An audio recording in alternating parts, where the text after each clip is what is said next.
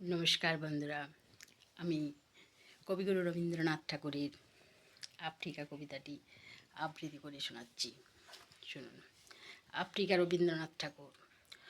উদ্ভ্রান্ত সেই আদিম যুগে স্রষ্টা যখন নিজের প্রতি অসন্তোষে নতুন সৃষ্টিকে বারবার করছিলেন বিধ্বস্ত, তার সেই অধৈর্যে ঘন ঘন মাথা নাড়ার দিনে রুদ্র সমুদ্রের বাহু পাচি ধরিত্রীর বুকের থেকে ছিনিয়ে নিয়ে গেল তোমাকে। আফ্রিকা বাঁধলে তোমাকে বনস্পতির নিবিড় পাহারায়, কৃপণ আলোর অন্তপুরে। সেখানে নিভৃত অবকাশে তুমি সংগ্রহ করছিলে দুর্গমের রহস্য, চিনছিলে জল স্থল আকাশের দুর্বোধ সংকেত।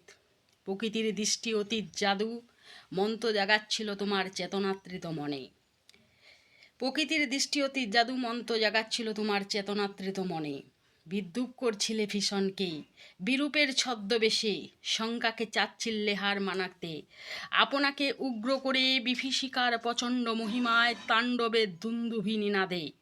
হায় ছায়াবৃতা কালো ঘোমটার নিচে অপরিচিত ছিল তোমার মানব রূপ অপেক্ষার আবিল দৃষ্টিতে। এলো ওরা লোহার হাতকড়ি নিয়ে, নখ যাদের তীক্ষ্ণ তোমার নেকড়ের চেয়ে। এলো মানুষ ধরার দল গর্বে যারা অন্ধ তোমার সূর্যহারা অরণ্যের চেয়ে। সভ্যর বর্বর লোভ নগ্ন করল আপন নির্লজ্জ অমানুষতা তোমার ভাষাহীন কন্দনে।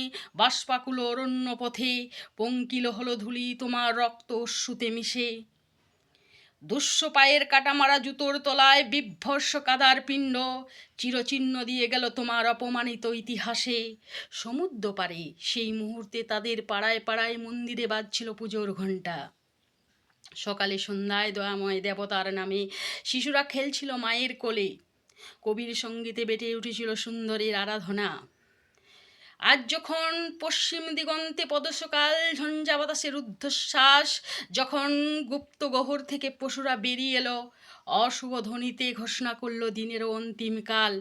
এসো যুগান্তের কবি আসন্ন সন্ধ্যার শেষ রশ্মিপাতে দাঁড়াও ওই মানহারা মানবীর দ্বারে। বলো ক্ষমা করো হিংস পলাপের মধ্যে সেই হোক তোমার সভ্যতার শেষ পুণ্যবাণী। নমস্কার। আফ্রিকা কবিতাটি কেমন লাগলো জানিও, ফলো করো, ঠিক আছে? কমেন্ট লাইক শেয়ার করো। নিত্য নতুন কবিতা আবৃত্তি ব্লগ, দৈনন্দিন জীবনের কথা, নিজের কর্ম জীবন শৈলী জীবন জিজ্ঞেস সমস্ত কিছুই উপস্থাপন করা হবে। চন্দনা পাত্র সৎপতি পেজটিকে আপনারা ফলো করবেন এই আশা এই বিশ্বাস রাখি, ঠিক আছে? থ্যাংক ইউ, ধন্যবাদ।